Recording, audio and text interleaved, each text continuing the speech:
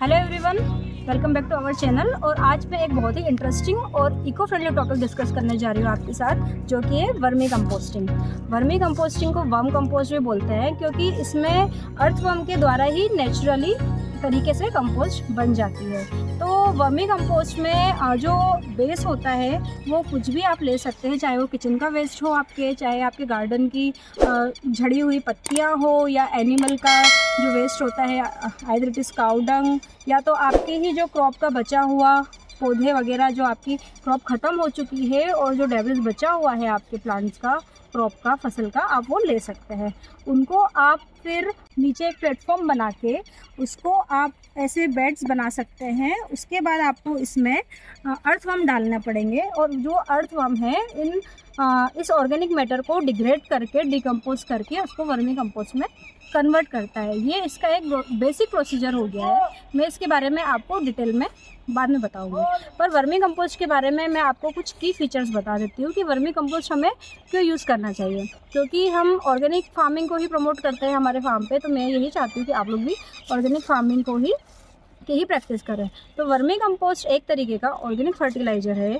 ये naturally decompose करता है जो भी ऑर्गेनिक मैटर है। तो एक तरीके की ये नेचुरल रिसाइकलिंग हो जाती है आपके किचन वेस्ट की, आपके गार्डन वेस्ट की, और जो ये एनिमल्स के वेस्ट वगैरह हो गए, उसकी नेचुरली ही रिसाइकलिंग हो गई।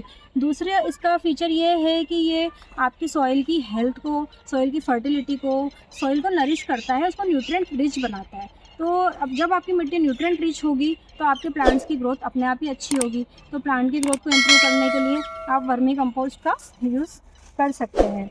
फिर इसमें इसका पीएच जो होता है वर्मी कंपोस्ट का, वो न्यूट्रल पीएच होता है। तो सभी प्लांट्स के लिए, सारी क्रॉप के लिए ये बहुत ही फ़ायदे की बात है कि अब हम उनको पीएच सेट करना पड़ता है हर प्लांट के हिसाब से, उसकी पानी का भी और मिट्टी का भी। तो जब वर्मी कंपोस्ट न्यूट्रल पीएच का होता है तो हमको इसके पीएच सेट करने की भी कोई प्रॉब्लम नहीं होगी। उसके बाद ये न्यूट्रिएंट रिच होता है। इसमें नाइट्रोजन, फॉस्फोरस, पोटेशियम भरपूर मात्रा में होता है, माइक्रोन्यूट्रिएंट्स भरपूर मात्रा में होते हैं। तो आपके प्लांट की ओवरऑल ग्रोथ बहुत अच्छी होगी।